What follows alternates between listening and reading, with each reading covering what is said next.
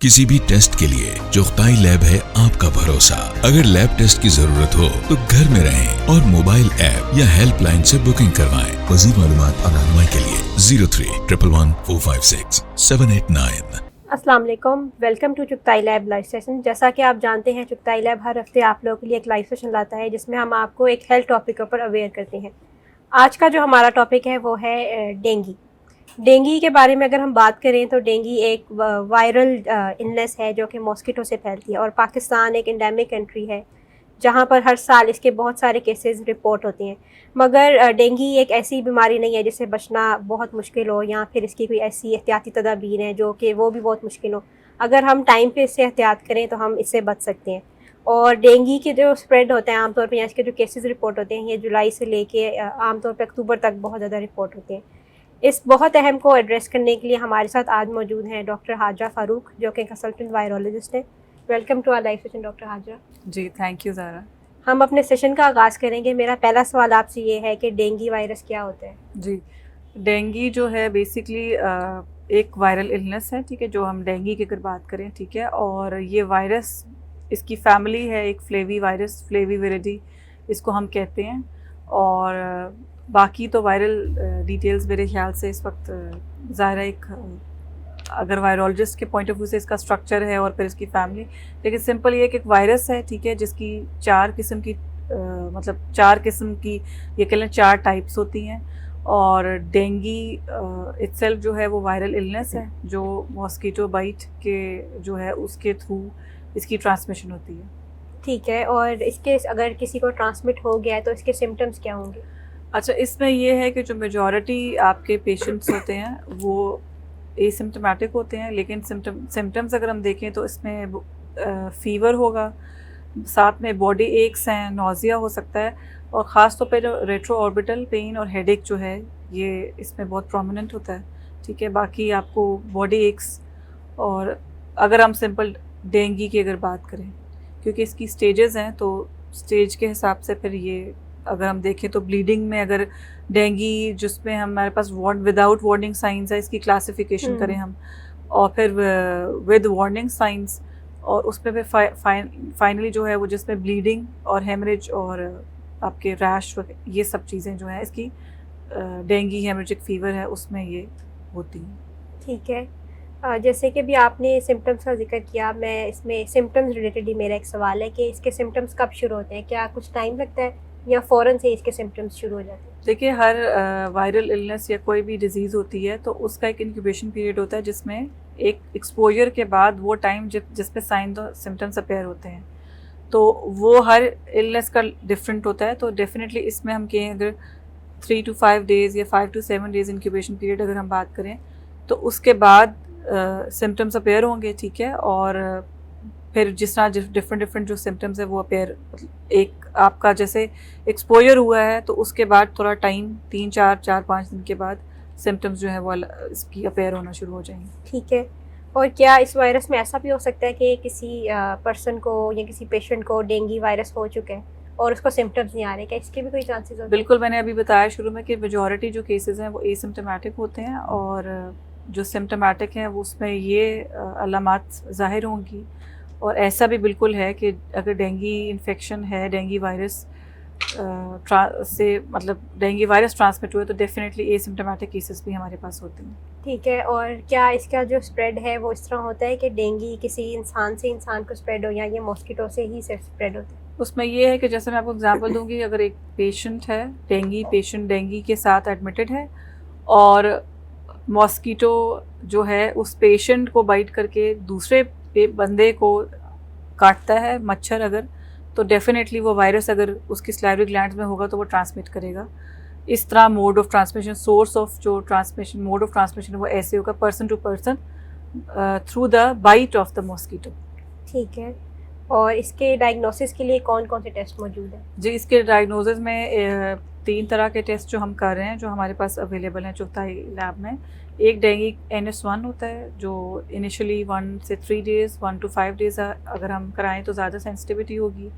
और फिर PCR है जिसमें हम वायरस का जो जेनेटिक स्ट्रक्चर, जेनेटिक मटेरियल है, जिन्हें RNA वायरस है, तो हम वो देख रहे हैं। वो भी शुरू के 5 दिनों में जो है ज़्यादा इफेक्टिव है। और ये बेसिकली आपकी शुरू के इनिशियल टेस्ट्स हैं। बाकी सीरोलॉजिकल टेस्ट हैं जिसमें डेंगी IgM और IgG टेस्ट हैं, लेकिन वो डे 7 ऑनवर्ड्स जो हैं ज़्यादा उनकी जो है वो एक तो वो पॉजिटिव होंगे, और IgM का जो है वो आपका 3 मंथ्स तक भी पॉजिटिव रह सकता है। लेकिन अगर आपने इनिशियल डायग्नोज करना है तो NS1 और PCR जो है वो ज़्यादा सेंसिटिव है। ठीक है। और डेंगू वायरस का जो स्प्रेड होता है वो किन वजूहात की वजह से होता है? देखिए, डेंगी का जो है वो मॉस्कीटो, इसके एल्बोपिक्टिस और इजिप्टिया, ये 2 मॉस्कीटोज मैंने जो नाम लिए हैं, ठीक है। और डेफिनेटली जो स्प्रेड है उसकी वजह फिर यही है कि ये जो आपका स्टेगनेंट वाटर है, ठीक है, चाहे जैसे घरों में अक्सर स्टोर्ड वाटर है या इवन बाहर आप देखें तो एक स्टेगनेंट क्लीन वाटर, वो बेसिकली ये मॉस्कीटो जो है उसकी ये प्रेफर करता है इन उस पे जो इनकी हैबिटेट कह लें। तो बाकी जो ट्रांसमिशन है वो बाइट के थ्रू है, मॉस्कीटो बाइट के थ्रू। ठीक है।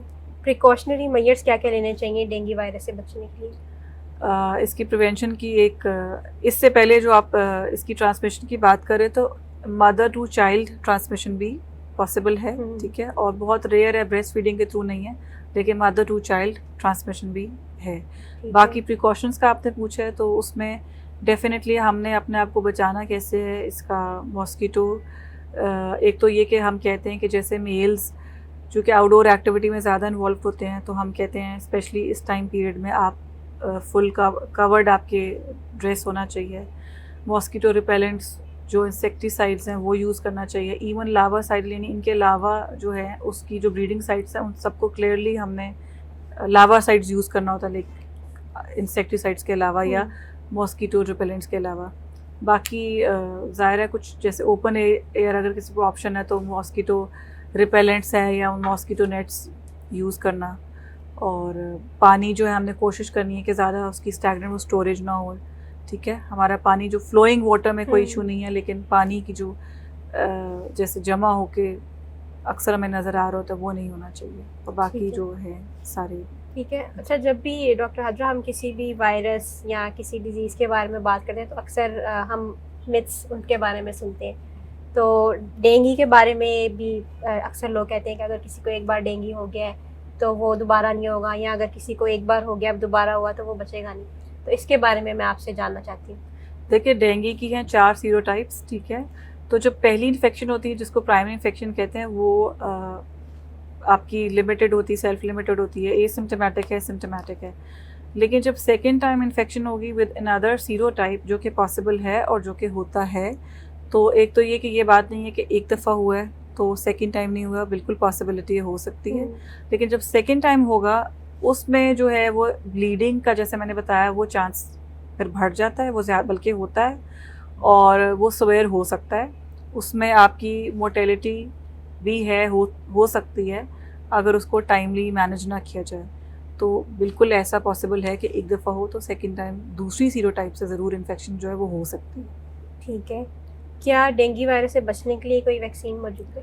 डेंगू की कोई ऐसा वैक्सीन, वैसे एक वैक्सीन जो थी वो लाइसेंस हुई है, लेकिन उसमें भी अभी कंट्रोवर्सीज़ हैं और उसके बारे में यही कहा जाता है कि जिनको डेंगू नहीं हुआ है उनके लिए ये है, मतलब वो पॉसिबल इसके कैंडिडेट्स हैं।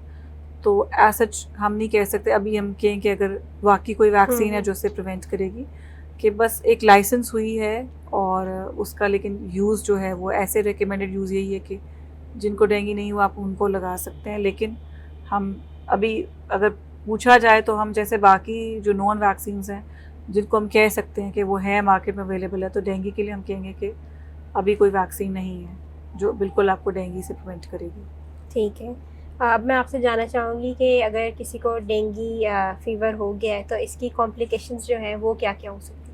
डेंगू देखिए, जो सिंपल मैंने बताया प्राइमरी इन्फेक्शन है, वो आपकी सिम्टम्स हैं अगर, तो वो लिमिटेड इन्फेक्शन है, आपकी रिकवरी विद इन 1 वीक या 1 वीक हो जाएगी, ठीक है। हाँ, कुछ टाइम केसेस में होता है कि आपको माइल्जिया या फटीग जो है वो परसिस्ट कर सकता है। लेकिन जब सेकेंडरी इन्फेक्शन हो रही है तो उसमें डेंगू हेमरेजिक फीवर यानी हेमरेजिक मैनिफेस्टेशंस होगी, क्योंकि आपका प्लेटलेट काउंट भी कम हो रहा होता है। तो और इसके अलावा और 2-3 मैकेनिज़म्स हैं। तो ब्लीडिंग हो सकती है, एपिस्टेक्स नाक के थ्रू ब्लीडिंग हो सकती है, स्किन पे ब्रूजेस बन सकते हैं, ठीक है, स्टूल में ब्लड पास हो सकता है, वॉमिट में ब्लड आ सकता है, और कुछ रेयर केसेस होते हैं अगर वो प्रॉपरली मैनेज ना किए जाएं तो फिर वो डेंगू शॉक सिंड्रोम में जा सकते हैं। ठीक है, तो ये इसकी जो कॉम्प्लिकेशंस होंगी। इसके अलावा जो है मायोकार्डाइटिस और बाकी इंसेफ्लोपैथी यानी इंसेफ्लोमाइटिस और ये सब भी देखा गया है डेंगू से कि जो एक्स्ट्रा आप कह लें जो बाकी कॉम्प्लिकेशंस हैं। ठीक है, इसका ट्रीटमेंट क्या मौजूद है? ट्रीटमेंट तो सपोर्टिव ट्रीटमेंट है। ठीक है, एक तो ये कि सबके लिए कि आपने सेल्फ मेडिकेशन नहीं करनी होती। फीवर और पेन के लिए पैरासीटामोल जो है वो हम जो है सबको एडवाइस करते हैं। ठीक है, रेस्ट करना होता है, सपोर्टिव सिम्टोमेटिक ट्रीटमेंट है। खुद से आईवी फ्लूइड्स जो हैं वो नहीं लेने होते। ठीक है, और ऐसे कोई एंटीवायरल नहीं है को हम कह लें, या जैसे मैल प्रैक्टिस होती है कि एंटी मलेरिया है और एंटीबायोटिक भी प्रिस्क्राइब की जा रही होती हैं, तो उसकी ज़रूरत नहीं होती है। तो सिंपल आप पैनाडोल पैरासीटामोल लेते हो, कहते हो अपना डाइट अच्छा रखो, रेस्ट करें, बेसिकली सपोर्टिव ट्रीटमेंट है। ठीक है, thank you so much doctor Hajra for your time. आज के सेशन में हमने डॉक्टर हाजरा से बहुत इम्पोर्टेंट चीज़ें सीखी हैं, जैसे कि मैंने शुरू में बताया था कि डेंगू जो है वो पाकिस्तान में इसके जो केसेस हैं वो बहुत सारे रिपोर्ट होते हैं, जिसका मतलब है कि ऐसी बहुत सारी चीज़ें हम लोग अपनी आम रूटीन में कर रहे होते हैं जिससे ये वायरस फैलता है। तो हमने पानी जो है उसको नहीं खरोने देना, हम लोगों ने ऐसी चीज़ें इस्तेमाल करनी है जिससे अगर हमें मच्छर काटे भी तो वायरस जो है वो स्प्रेड ना हो। तो इम्पॉर्टेंट मैसेज जो हमने सीखा है वो ये है कि प्रिकॉशंस जो है वो बेहतर है, इससे पहले कि हम या हमारे प्यारे जो हैं वो बहुत ज़्यादा बीमार हो जाएं और वो किसी ऐसे स्टेज पे पहुँचे जहाँ पर हम उन्हें खो दें। सो इसी तरह हम अगले सेशन के साथ आएंगे एक और नए टॉपिक के साथ। अंटिल नेक्स्ट टाइम, अल्लाह हाफिज़।